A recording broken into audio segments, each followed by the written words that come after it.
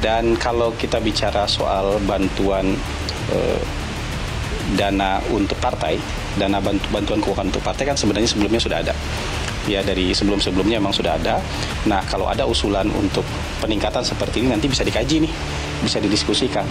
Kalau tujuannya untuk memberantas korupsi karena biaya politik mahal, ada banyak ide yang bisa didiskusikan, termasuk juga memperbaiki sistem politik kan. Karena katanya kan biaya mahal karena sistem politiknya seperti ini. Jadi ada juga nanti akan muncul ide-ide untuk memperbaiki sistem politik supaya biayanya tidak mahal lagi misalnya, kayak gitu. Jadi memberantas korupsi itu bisa banyak pintu masuknya. Bisa dari menambah bantuan, bisa dari memperbaiki sistem politik, bisa. Jadi ide-ide ini nanti bisa didiskusikan lebih lanjut supaya bisa jadi produk hukum di DPR kan gitu.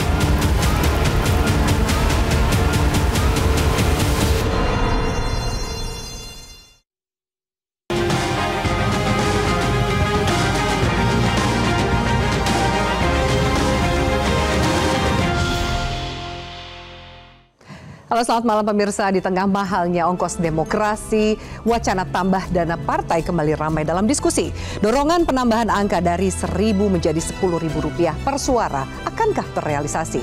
Harapannya tentu agar partai tak lagi bergantung pada donatur yang penuh intervensi. Apakah dana tambahan bagi parpol bisa mencegah korupsi atau justru membuka celah baru untuk tetap curi-curi? Bersama saya Afiani Malik, inilah Top Issue dengan tema penambahan dana bantuan parpol antara urgensitas dan integritas.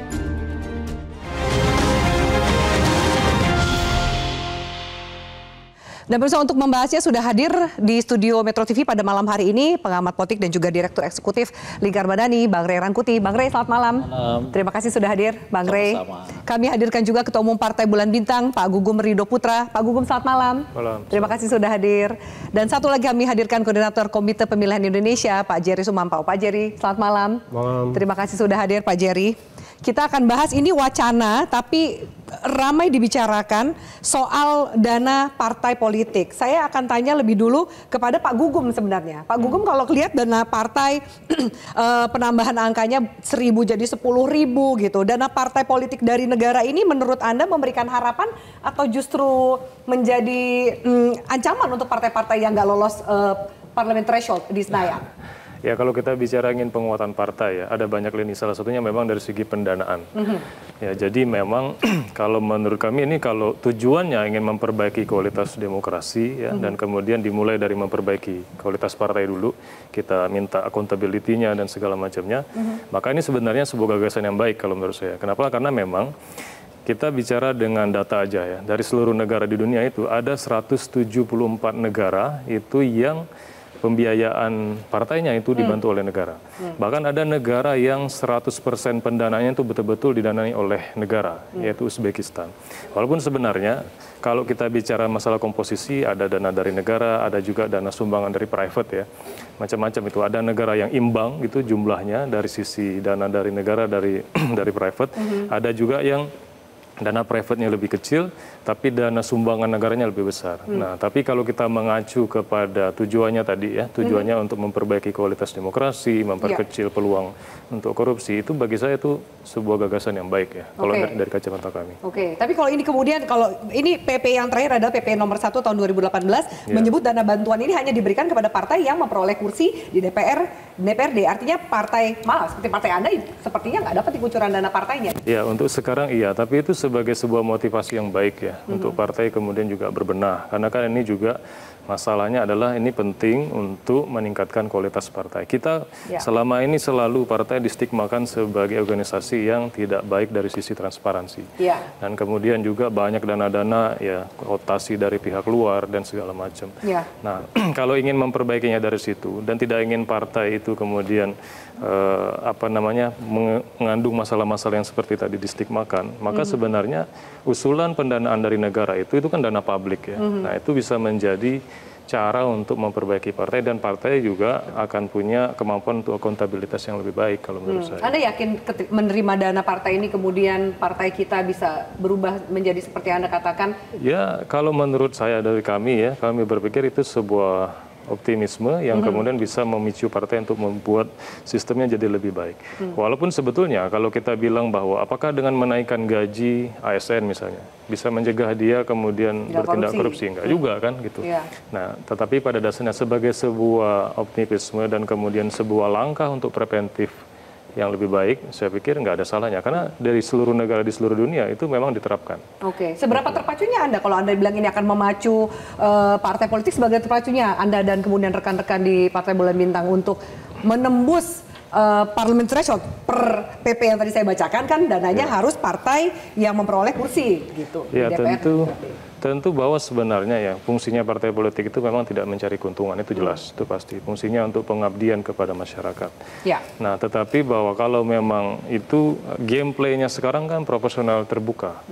Nah, biaya politik itu sangat besar. Dan sebenarnya permasalahan pendanaan ini juga yang membuat kualitas dari partai politik itu, calon-calon yang diusung dan segala macamnya itu menjadi problem. Karena akhirnya banyak ditopang oleh ya pribadi-pribadi. Gitu, kan? Nah, kalau misalnya ini menjadi solusi dari negara kemudian ada upaya untuk membuat partai accountable dengan cara ini, saya pikir itu gagasan yang baik. Bang Rey, Anda setuju bahwa dana ini bisa membuat partai kita menjadi berbenah, lebih transparan, lebih accountable gitu? Kita ini kan kenapa Anda tertawa Bang Rey? Ya, saya kira banyak harapan kita dari partai ini mana sih yang terrealisasi kecuali mereka berburu kekuasaan gitu. Mana kan? Misalnya kita pakai proporsional daftar terbuka.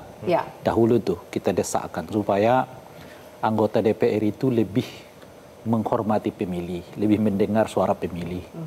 Makin ke sini kenyataannya mereka hanya dengar 1 tahun sebelum pemilu, 4 tahunnya patuh dan tunduk kepada kekuasaan, kepada ketua umum.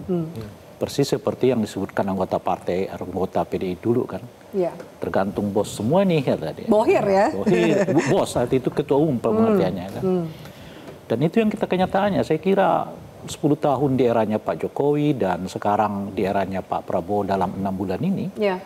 Hampir kita tidak menemukan lagi anggota DPR yang bisa berbeda pendapat dengan praksinya.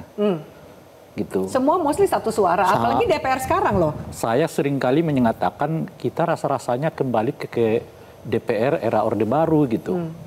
Yang dimana anggota DPR-nya itu dikenal dengan 5D kan. Datang, duduk, diam, dengar, duit gitu loh. Kurang lebih hampir sama kan sekarang. Di awal-awal reformasi masih banyak kita temukan anggota DPR yang berani berbeda pendapat.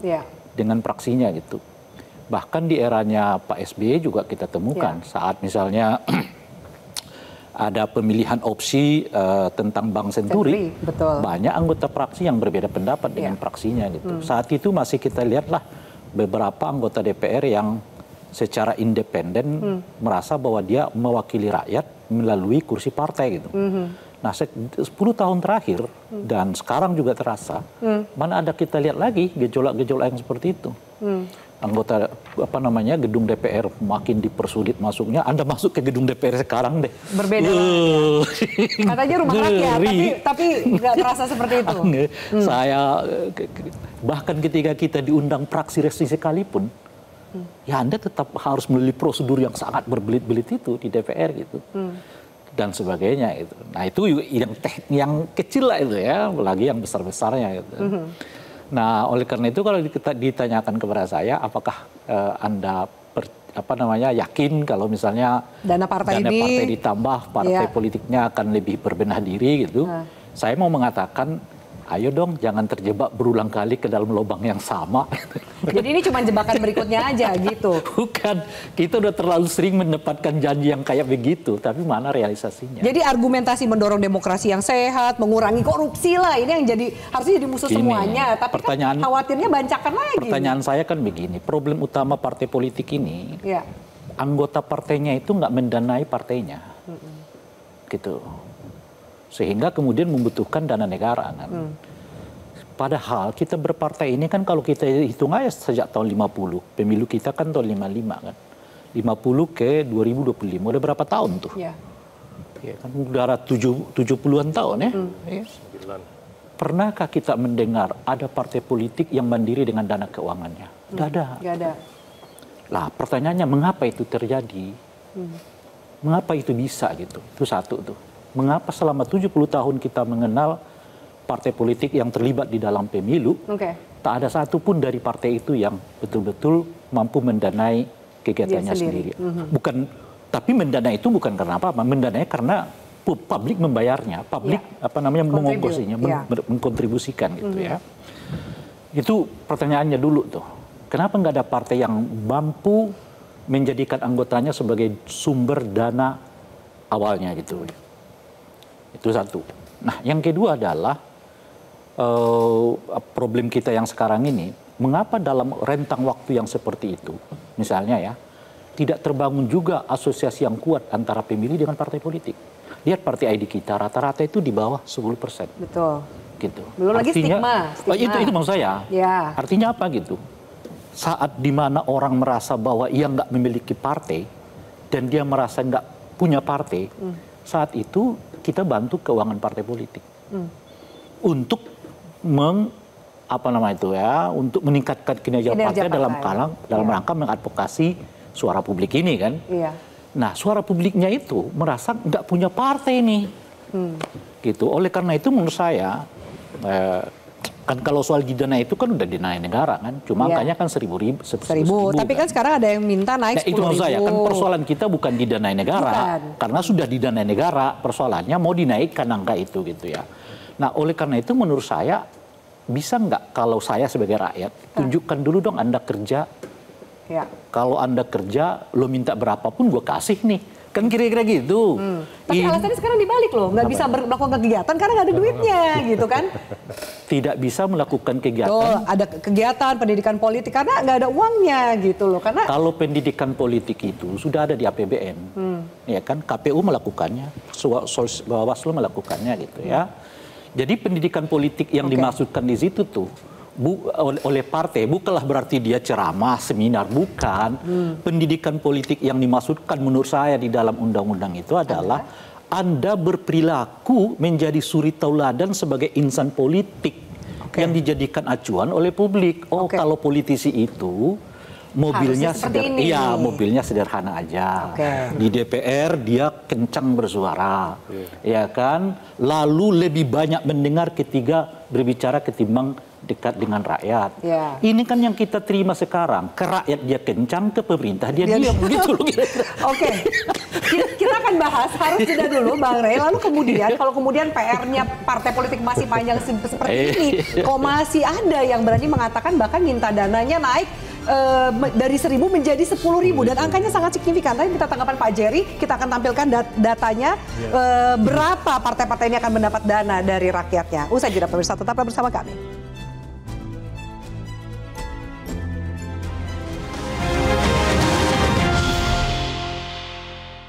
Jadi kita bisa. Iya, baik pemirsa, kami lanjutkan. Bang Rey mau menambahkan sebelum nanti kita buka nih data perolehan dana partai masing-masing partai seperti apa dari sekarang 1.000 dan kemudian kalau ketok palu jadi 10.000. Silakan dilanjutkan. Iya, dan itu kan bukan hanya soal APBN saja kan, APBD juga akan ikut menyumbang kan. Nah, artinya begitu besar dana partai sebetulnya. Pertanyaannya adalah kalau kita konkretkanlah dengan suasana seperti sekarang ini misalnya. Bagaimana itu kan ada 16 plus berapa persen tuh yang tidak bersama dengan Pak Prabowo dan Gibran kan. Nah, sekarang suara mereka di DPR itu di mana?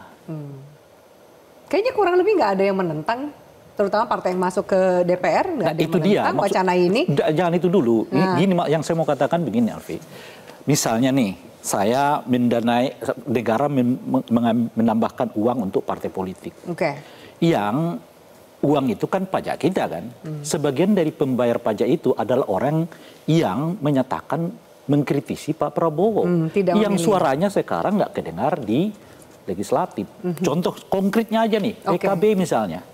PKB itu orang memilih calon presidennya karena menganggap mereka berbeda dengan Pak Prabowo.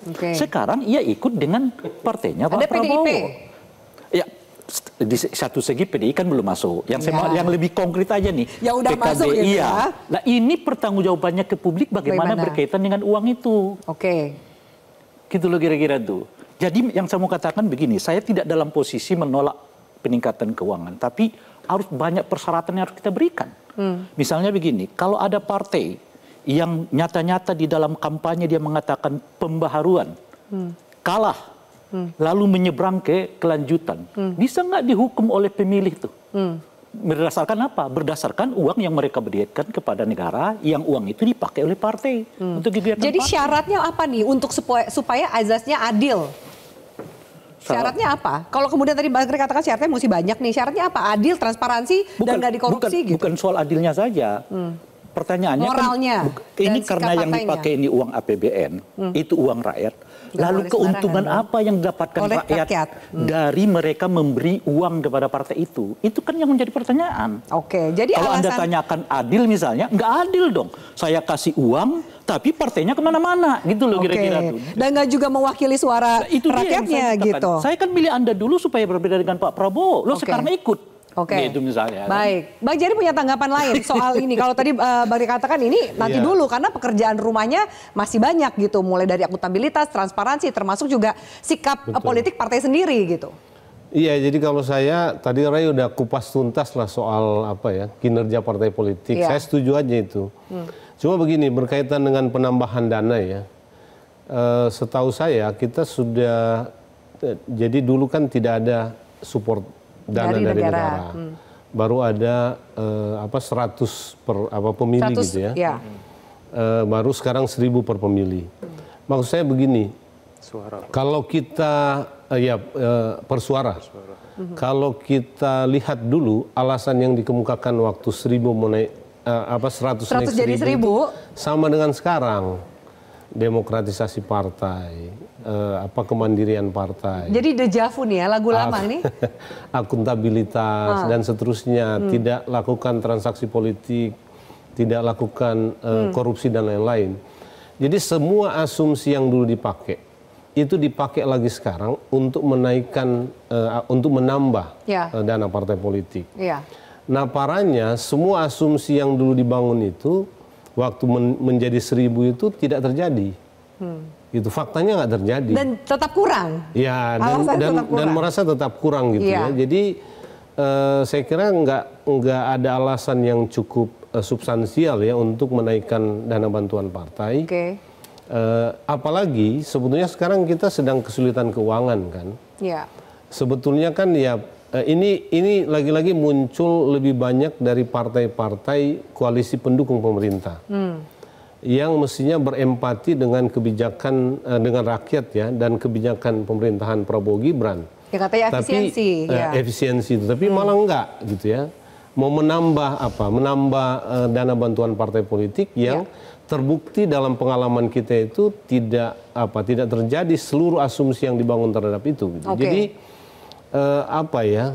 saya nggak tahu ini usulan ini muncul dari mana kan? Saya tambah sedikit ya, nanti kalau lanjutkan.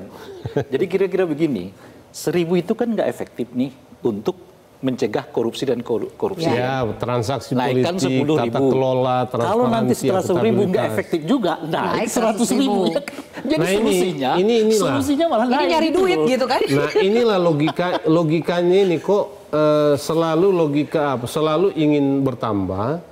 Tapi penambahan itu tidak efektif untuk membuat apa yang diinginkan dari bantuan dana partai politik untuk partai itu terjadi gitu. Jadi itikad lalu alasan itu justru dijadikan dasar nambah lagi gitu. Jadi atas alasan yang sama nambah lagi. Naik lagi gitu ya. Sebagai gambaran ya bagi narasumber juga pemirsa, kami tampilkan datanya seperti apa sih dana partai politik yang saat ini diterima, yaitu 1000 per suara kami tampilkan, dan nanti juga akan kami tampilkan estimasi adanya ide atau usulan menjadi 10.000 per suara. PDIP tentu mendapat dana paling banyak karena menjadi partai pemenang legislatif. 253. Nah ini komparasinya jauh sekali dari anggaplah 25 miliar menjadi 253 miliar. Kurang lebih seperti itu, dan ini tinggal dikalikan 10 kali lipat dari dana yang diterima. Betul.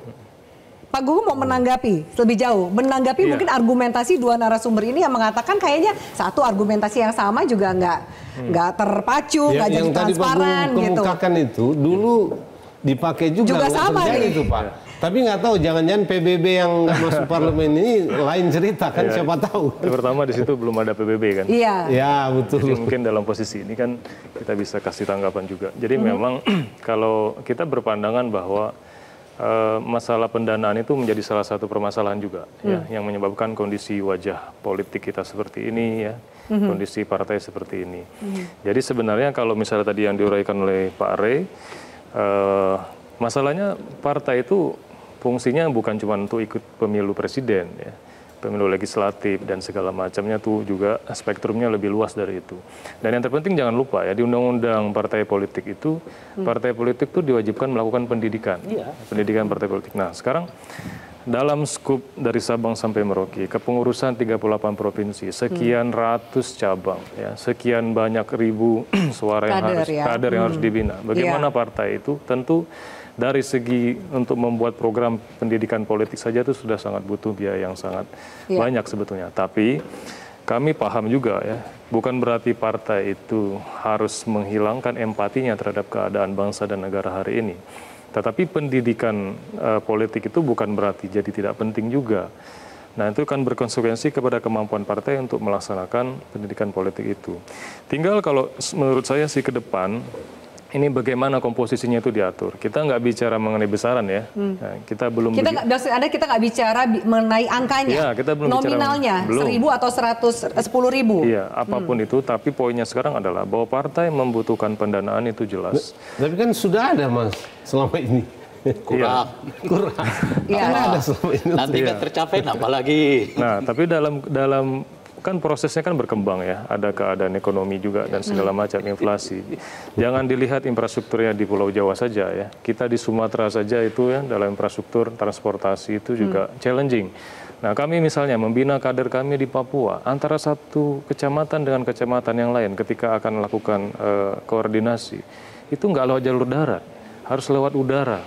Nah, jadi bayangkan sebenarnya dari segi teknis di lapangan dan kemudian juga dalam melaksanakan fungsi-fungsi partai, sebenarnya memang pembiayaan itu penting. Nah, tetapi di sini poinnya adalah, sekali lagi kami tekankan bahwa partai tidak dalam posisi yang mencari keuntungan, tidak. Ya, tetapi kalau kita ingin partai ini lebih baik, dan kemudian kita ingin partai itu bisa menjalankan akuntabilitasnya, ya, pendanaan dari sisi negara itu sebagai solusi kalau menurut saya. Nah, tetapi memang ini harus ada kajian yang kompleks. Tapi ini dananya untuk partai yang tembus legislatif loh. Iya, dan makanya tadi kan dibilang oleh Pak Rey, mereka bisa dapat juga. Kalau nanti berhasil di DPRD ada gitu. Iya. Nah, kalau misalnya tadi yang disampaikan Pak Rey kan dari sisi pemilih ya, bagaimana seorang pemilih itu akuntabilitasnya. Bagaimana kalau misalnya dia tidak setuju, kan dia memberi dana ini untuk supaya misalnya tadi seperti ke Pak Prabowo begitu kan. Nah, tetapi kan ini indikatornya itu kepada suara. Jadi sebetulnya indikatornya itu adalah kepada prestasi ya, sejauh apa partai itu mampu memperoleh suara dan kemudian dari situ kemudian dia dapat pendanaan. Sebenarnya filosofinya itu adalah supaya partai itu menjalankan fungsi pendidikan politiknya. Tapi kan sekarang balik lagi kepada Bang Jerry. Tunggu yang saya sebut tadi, pendidikan politik itu kan tidak melulu Anda datang, sosial itu sih dikerjain KPU, dikerjain Bawaslu, dikerjain Departemen Dalam Negeri, yang sosialisasi begitu kan, yang jangan politik uang macam-macam. Pendidikan politik terbaik itu adalah Anda mendapat kepercayaan publik, itu loh. Jadi partai ID kita naik. Jadi kalau partai ID partai politik itu naik, itu artinya pendidikan politiknya berjalan. Gitu. Itu aja indikator yang paling tepat tuh. Gitu loh. Baik, Bang Jerry mau menambahkan saya jeda lagi? Iya, saya mau bilang sebetulnya kalau data 2019 ya dari 10 partai yang masuk DPR RI, memang sebagian besar kalau dari laporan keuangan partai ya, sebagian besar dana itu mereka gunakan untuk pendidikan politik. Hanya ada 2 tuh, pendidikan politik dan biaya operasional. Tapi prosentasi terbesar mulai dari 60 sampai berapa 90% itu untuk pendidikan politik sebetulnya. Ini datanya ya, karena memang dana bantuan negara itu kan harus dialokasikan untuk 2 hal itu paling karena banyak. Jadi diatur, bukan karena Pak Jerry, gini Bung Jer. Itu bukan karena partainya milih itu gitu loh. Karena memang dialokasikannya hanya untuk itu. Betul. Gitu. Nah, cuma yang agak miris ini berdasarkan data kita 2019 itu, itu tidak semua partai politik itu menyediakan gitu ya. Ya. Laporan keuangannya itu di website mereka gitu ya. Yang ada itu cuma dua partai paling ditahan tidak. di situ ya. Karena nih dananya dari uang rakyat, tapi sejauh apa transparansi dan akuntabilitasnya? Bagaimana bisa mengawasi dana-dana ini untuk peruntukan? Itu yang saya bilang tadi tuh. Yang tepat sasaran. Oke, apakah kemudian wacana partai bisa meminta bisa membuat badan usaha? Salah satunya juga, ini ada wacana juga. Apakah kemudian itu bisa dikerjakan? Usai jeda pemirsa, tetaplah bersama kami.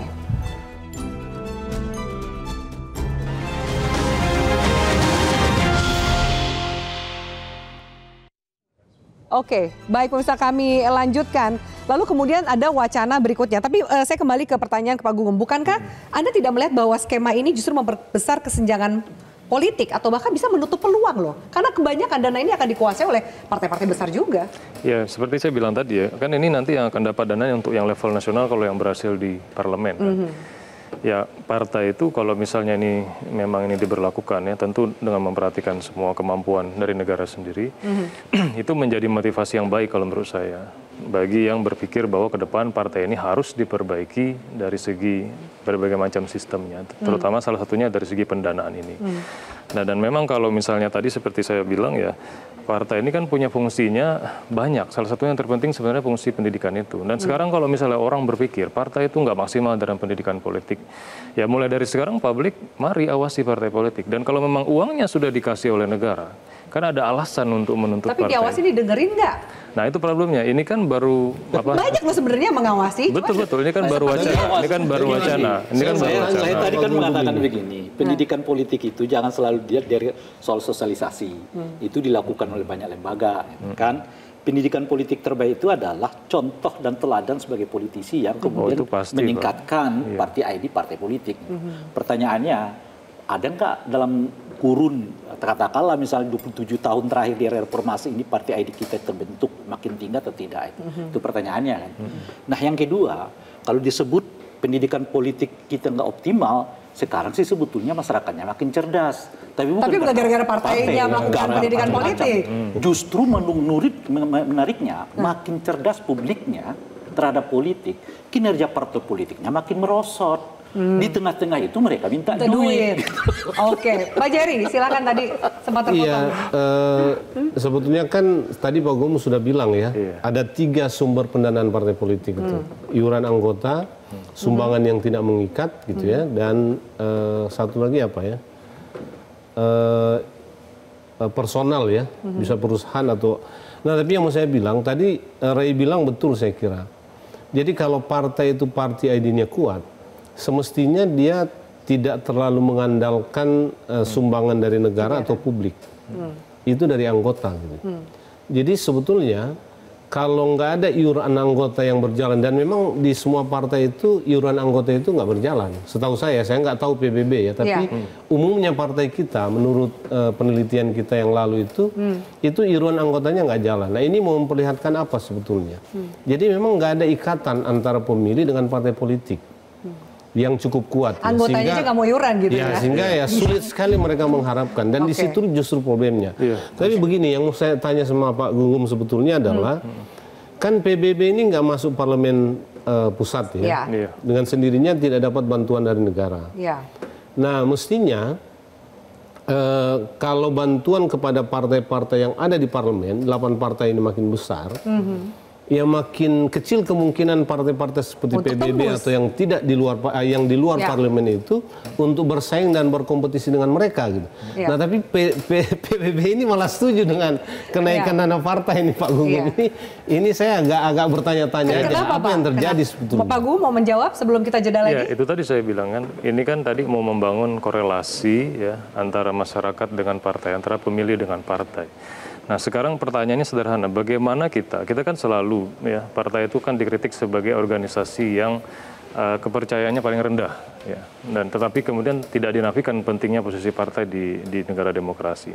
Lalu partai banyak tuduhan juga dianggap terkooptasi oleh kepentingan-kepentingan oligarki tertentu. Bagaimana kita mau melepaskan tuduhan-tuduhan itu dan mencari solusi supaya partai itu ikatannya kuat dengan publik? Ya tentu dengan uang publik salah satunya. Dengan adanya dana ini ya, kemudian tinggal nanti sistem pengawasannya diatur sedemikian rupa sehingga masyarakat itu bisa kemudian juga ya mengawasi ya. Dan kalau dia sudah mendapatkan pendanaan yang dari negara, tentunya kan ada akuntabilitas di situ yang bisa ditagih. Oke. Nah, Mas ini mau bicara bahwa ini jalan yang sangat landai di tengah begitu banyak kerikil gitu. Harapan gitu? Enggak, saya mau katakan begini. Oke, dan baik. kita perbaiki sistem pengawasannya macam-macam. Lah, Anda mau buat lagi pengawasannya gimana? Gimana nggak ketatnya kita buat pengawasannya sekarang ini? Gitu. Oke. Tapi kenyataannya harapannya nggak bukan di tercapai. pilkada politik uang merajalela, ya kan, dan sebagainya. Oke. Itu diawasi Bawaslu tuh. Bawaslu tukang awas terhadap yang namanya penggunaan money politik. Jalan nggak jalan. Jadi alasan semua pihak bisa mengawasi juga. Itu yang saya mau katakan. Beliau sedang memberi angin baru, mengatakan bahwa jalan terjal ini seolah-olah sangat landai gitu loh. Di tengah pengetahuan publik makin banyak gitu maksud saya. Wacana partai membentuk badan usaha, apakah menjadi solusi untuk pendanaan partai? Bisa jadi pemirsa, tetaplah bersama kami.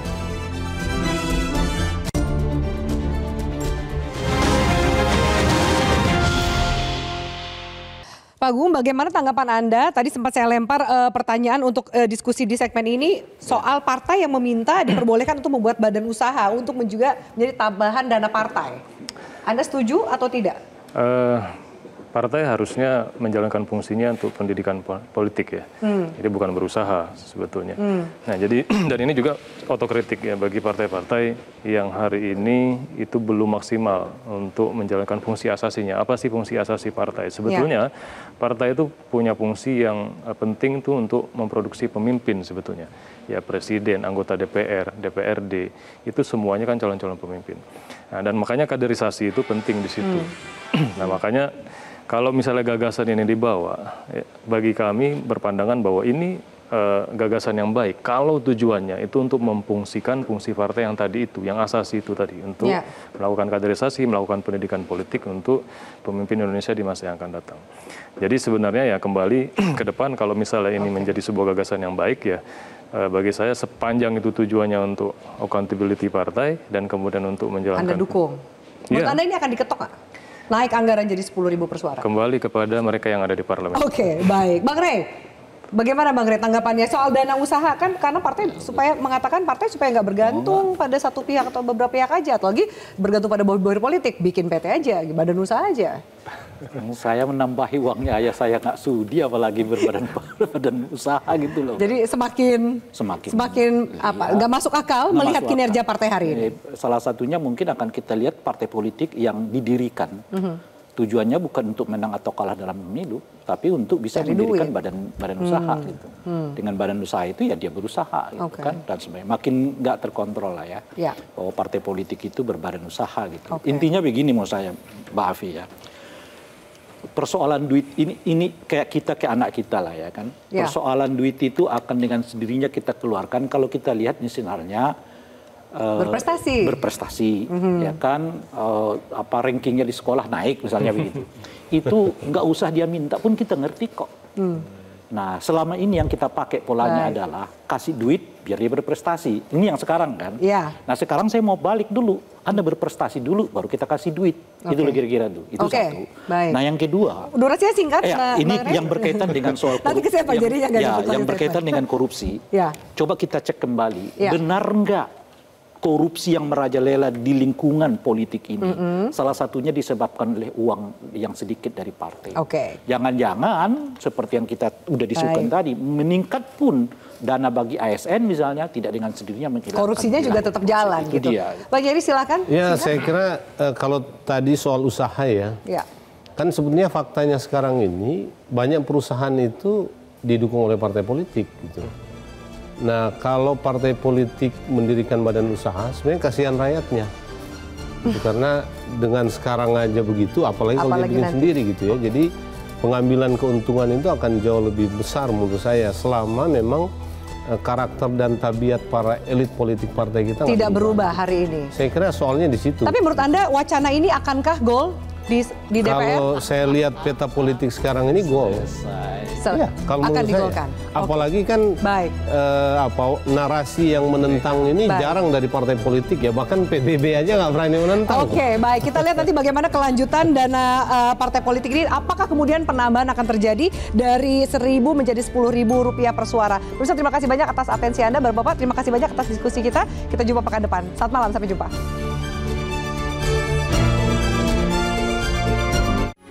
Metro TV. Jelajahi cara baru mendapatkan informasi. Download Metro TV Extend sekarang.